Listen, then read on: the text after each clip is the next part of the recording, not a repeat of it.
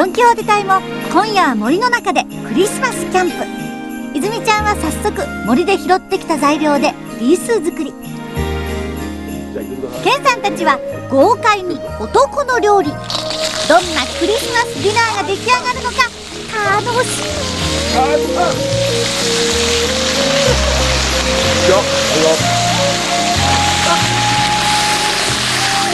なんか美味しそう。できた？できました。お、じゃーん。いいじゃんこれ。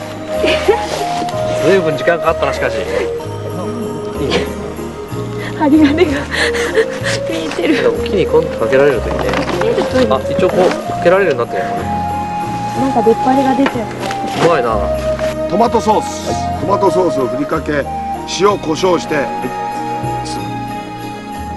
陣田さんが作っているのは新鮮な魚介類を使ったイタリア料理カルトッチョ・ディ・ペッシエ。いやもういいんじゃないですか。足んなかったらまた、これはもしかするとエビは先に乗っけてた方が良かったですね。もう中でね、じゃあ、じゃんで一緒ですね。はいはい。こうやって材料を全部アルミホイルで包み、あとは置き火で30分蒸して出来上がり。美味しそう。そしてワカサギの唐揚げ、味はどうかな？どうですか？美味しい。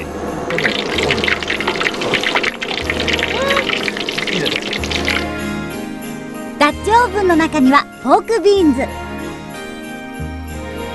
ワカサギの唐揚げはカレー味と塩味の2種類。直径28センチの大きなライ麦パン。豪華な料理が揃いました。焚き火を囲んでクリスマスキャンプの始まりです。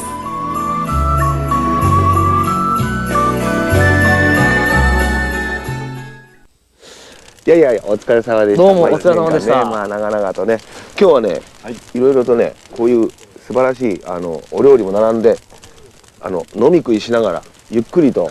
またちょっと待ってください。飲み食いまた買ったんですよそれ。今日はね、ノルマ果たします。一人1合。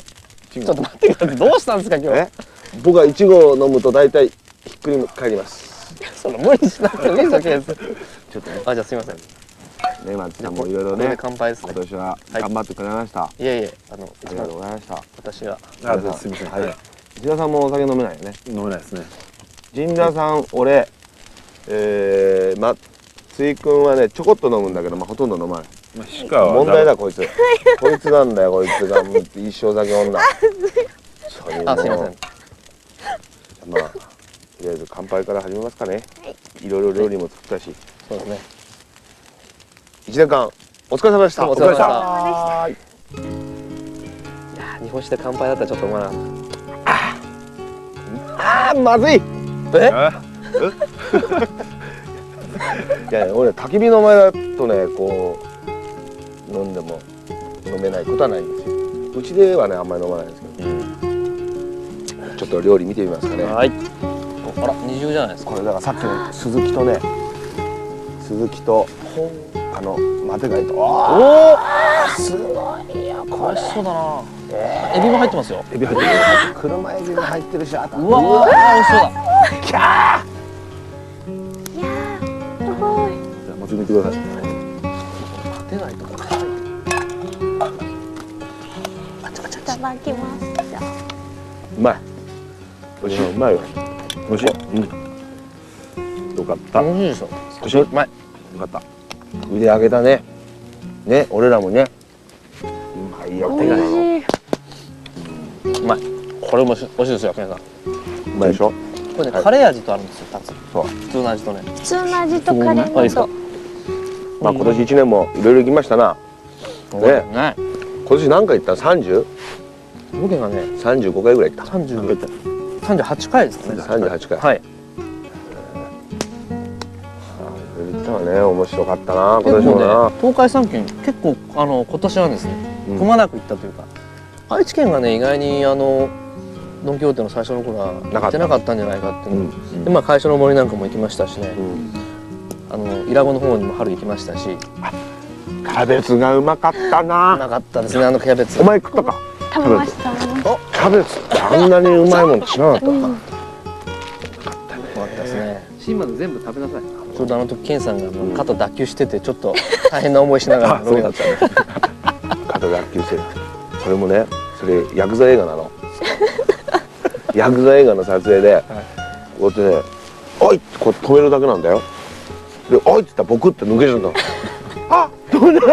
もう動けないで油汗出ちゃってさ。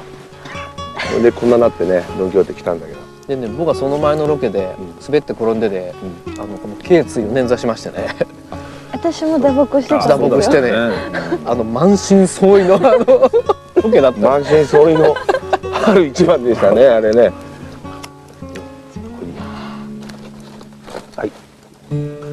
しました。今年はね、川が面白かった。川ですか。川。庄内川もやりましたね。やったね。庄内川も河口から上流までやったし。名古屋を代表する町の川、庄内川。この汚れた川でドン・キホーテ隊はこれまで思ってもみなかった数多くの魚や生き物の姿を見つけてきました。そしてこの川の始まりと終わりをどうしても見たくなり、まずは名古屋港に注ぐ河口へ出かけていったのです。地元に暮らす人を通じて一緒にヘドロにまみれ、時代とともに変わっていったこの川の姿を見つめてきました。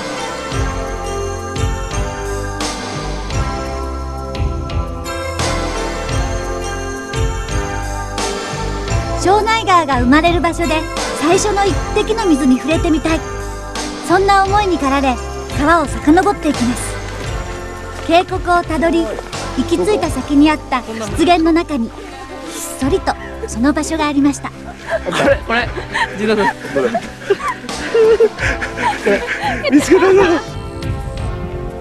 三重県の銚子川は20キロの短い距離で海に注ぎます。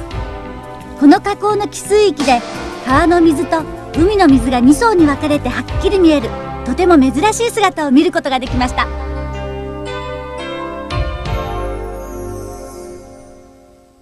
銚子側で見たさ、汽水域の映像なんてさ、あんなの見たことある？いや、ないですないです。実際あれはすごく見事だったですね。見れないですよね。そうですね。ちょっとあそこは特殊ですけどね。まあでも河口まであんだけ綺麗だってことはまずありえないですしね。上が川で下が海で、その間が 1.5 メーターぐらいの幅がね、こうゆらゆらゆらゆらゆらってしててね、で浮き彫りがね、そこをプーッと泳いでね、川の上流目指してるんだよね。あ、汽水域ってこういう形を言うのかってね、あれはね感動しましたね。まあとにかく岸川さんもちょうど1年ということで、そうそう、ね、今年からですからね。今年はそう開所で、そう開所だな。最初の初めてのキャンプだったんだな。そうです。あ、雪に降られてね。そう雪降ってたんですよ。ね、ネズミ、あの時にさ、赤ネズミ1匹持って帰ったじゃん。はい。まだ飼ってんだよ。な、岸川ははい。どうだ、1年こう振り返って激動だろ。な、お前の人生の中でこんな1年は初めてだろ、おそらくな。よく頑張ったよな、ほんと偉い。なんか一回一回一日一日よく行って、まあ会う人とか見たものとかそういうものをすごいやっぱり、感動したりとか、いろいろ自分の中でまた共感できるところがあったりとか、全部が全部もう刺激的なことばっかりだった。それを一回一回家で報告してるわけだな。はい。全員集合なんだよ。集合。ロケから戻ると。それでまず泉ちゃんが帰ってくるのを手ぐすね引いて待ってるのよ。話聞きたいんですよ。で、何があったのかガーって話して、でね、休みの日どうやらね、家族と行ってるみたいなんだよ、ドンキホーテ。そう。連れてってあげてるんだろ、お母さん。そうです。暇がっていうか、まあ、みんなの休みが合う時にはどこどこ行こうとか、ドン・キホーテで行ったところもあるし、まああんまり遠出ができない時は近くのとこでどっか行こうとか。てます。もうどんどんねハマるよ悪いけどこれねでも君みたいな女の子はまあ珍しいわな珍しいわ、うん、いいかい皆さん持った、石川、いけ、行くぞ。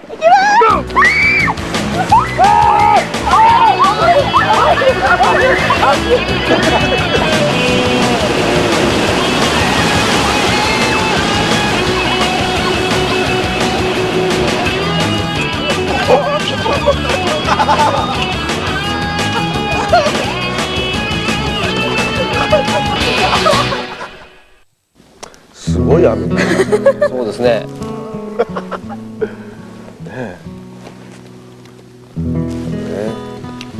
ケンさん、あそこの枝から大きい雨粒が今ね、音がしましたよ。ボタッ。ボタンここにねぼっちゃぼっちゃ落ちてくる。まあ、僕はね、久々にバイクに乗って、ツーリングに行きましたよね。飛騨せせらぎ街道。せせらぎ街道あれは良かったですな。これぞやっぱりバイクツーリング、ここが楽しいんだっていう、こういうのがいいんだよっていうのがね、なんか久々にこよかったねうできたなっていう。徐々にこうなんていうの、体に感じる空気がさ、そうなんです。冷たくなってくるのもいいし。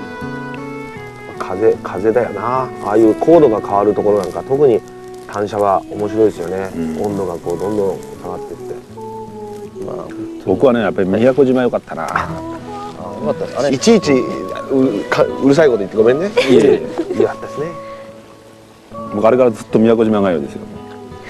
行ったんですか？あ、本当ですか？だって何回行ったかな。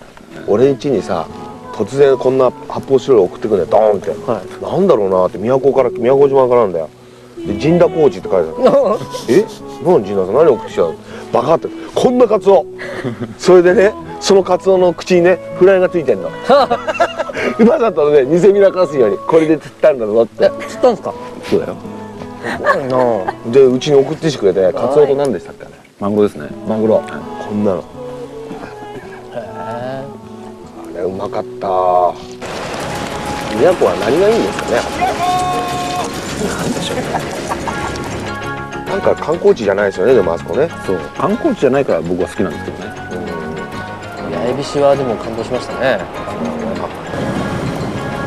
そうあの時漁師さんにお世話になって僕と健さんあそこの八重菱の上を下ろしてもらって小舟プカプカ乗って今にも転覆しそうだったまず怖かったですけどね。でその後お宅まで行っていろいろお話聞いてよかったなっていう話したね本当にだからドン・キホーテであそこ行かなきゃですねきっと僕は一生ああいう島にいる漁師さんのお話なんか聞けなかっただろうなと思ってね、なんかすごく貴重な体験をしたような気がしましたけどね、菱川そういう意味で菱川のおじいちゃんだったですあもう来ますごいよしたね、あそこもまあ本当に、彼女が僕らの仲間になってなかったら、おそらく行ってなかったと思うんですよね。そうだよね。山登りが晴れてよかったです。それが心配だったんですけど、長野と新潟にまたがる山里秋山郷。泉ちゃんがドン・キホーテ隊を連れて里帰り。子供の頃の思い出をたどっていきました。私の宝物とか隠してたんです。ここにちょっと僕もやってみていいですか？いいですよ。秋山郷の裏山ともいえる標高2145メートルの苗場山。頂上部分に広がる大湿原に感動。ここから眺めた夕日の美しさに大感激でした。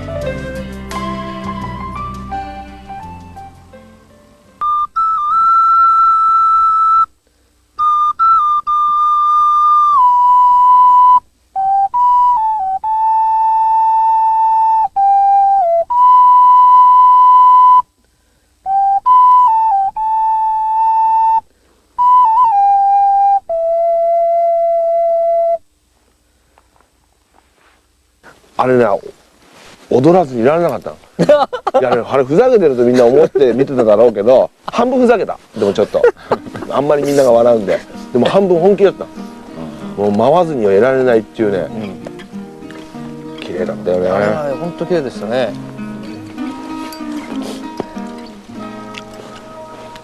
今年も作り物はいっぱいあったよね。そうですね。しょいこ。シャイコ。朝から始まったんじゃないですか。シャイコはハプニングがありましたね。漆ですか。漆事件。俺が聞いたのはどうやら漆らしいんだよな。で俺素手でこうやって皮むいたりとかしてたんだよ。で一緒に作ってただろ俺と。であんたかぶれました。すごかったらしいね。もうだから作った次の日の夜にもうポツポツ出てたんですよ。あ本当。かぶれたんだ。でもその時はそんなに気がつかなくて、帰ったらもわーって。う顔中。山仕事には欠かせないしょいこ。どうしても自分たちで作りたいとしょいこ作りの名人梶栄太郎さんを訪ねました。長年かかって工夫し出来上がった梶さんのしょいこをお手本にそれぞれが挑戦しました。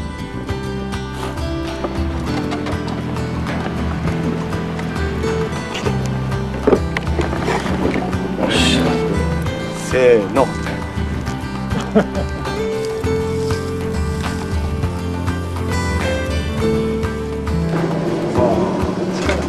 雪国には欠かせない漢字機。佐伯秀之さんは1200年の歴史を誇る立山漢字機の技を受け継いでいる数少ない人。その作業の一つ一つに伝統に培われたプロの技が感じられました。まあ抜けることはないと思うけどね、こっちは入ってこないけどこっちはいいことする。それをまたあとでももう少し。せーの。じゃん。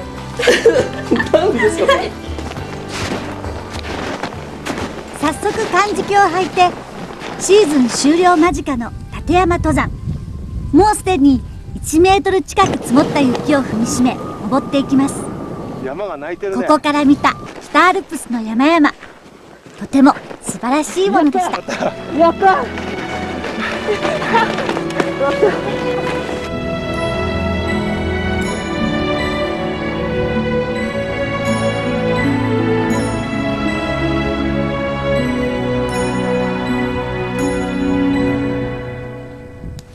あれ日本の道具っていうのは本当機能美ですよね。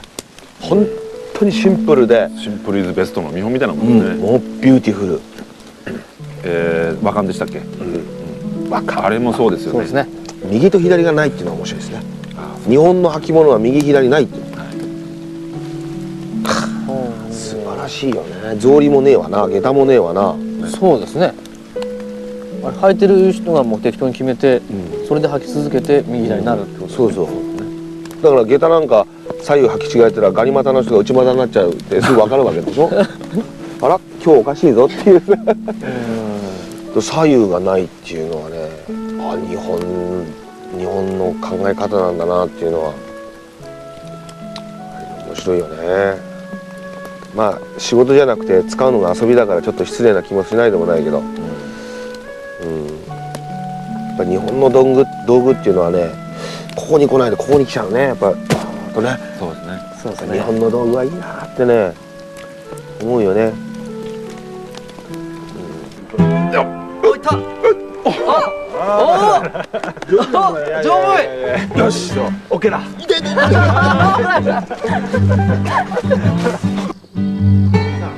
悪いですって。点が高い時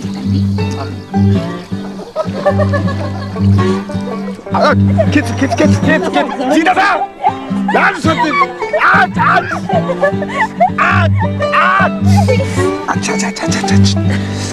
もうダメ。ここ数年ロケ行ってもアウトドアなんて言わなくなっちゃったっすもんね。前しきりに言ってたけどね。ほんとね、もうだから半分ぐらいカタカナだったのがひらがなになってるんじゃないかなっていう、そういう快感はありますよね。米作ったあたりから。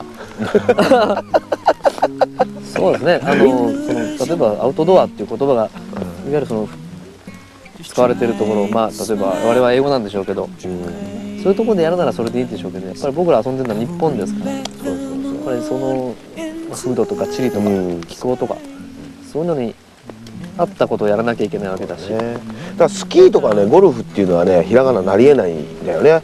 あれもともとねえからさ。そうですね。でもアウトドアっていうのはさもうすでに我々の何代も前の人たちがやってた遊びを新たに仕切り直してアウトドアっていう言ってるだけであって、ね、登山だったり散歩だったり花見だったりあんなのだからもう完全にひらがなになりうる遊びじゃないかなって思うんですけどね。半分ぐらい俺はもうひらがなだね。外遊びですか。そういやもうアウトドアだけどもう書くときにはひらがな半分アウトドアともう日本語にしたいね、もうほとんど一生のものの考え方っていうのはもうこの6年間で作られちゃった気がしてね、そういうのはすごく感じますよね。だから毎年ねエキサイティングになっていくっていうのかな。あそれはね、自分が変わっていくんですよ。だからもっとこう許容範囲がこう広くなってくるっていうか。なるほどね。自分がね、そうだね。だからあの色は何の木だとかちょっと分かり始めてくるとますます奥行きが出ますわね。そうそう。だから見方も変わってくるしね。来年7年目の目ですね。9月頃に大体300回目ぐらいなるらしいですけどね、まあここまで怪我もなくね。怪我あったか。小さいのがたくさんあったね、もっと大変な怪我してもいいとこたくさんあったけど、まあなんとなく乗り切れて、また1月からね、厳しいロケがありますからね。1月2月はもう厳冬ですからね。はい。それも象徴的な寒さのところにね我々行きますので、ぜひ蓄能のとかそういうある人は直してみてください。ね、わかりました。はい、わかりました。まあぜひ怪我をせずに楽しい1年にね、また来年しましたいですね。はい。また来年も一つよろしくお願いします。よろしくお願いします。決して癒されることもなく今日で272回ドン・キホーテ隊は野山を駆け回ってきました。海、山、川、森、そして人。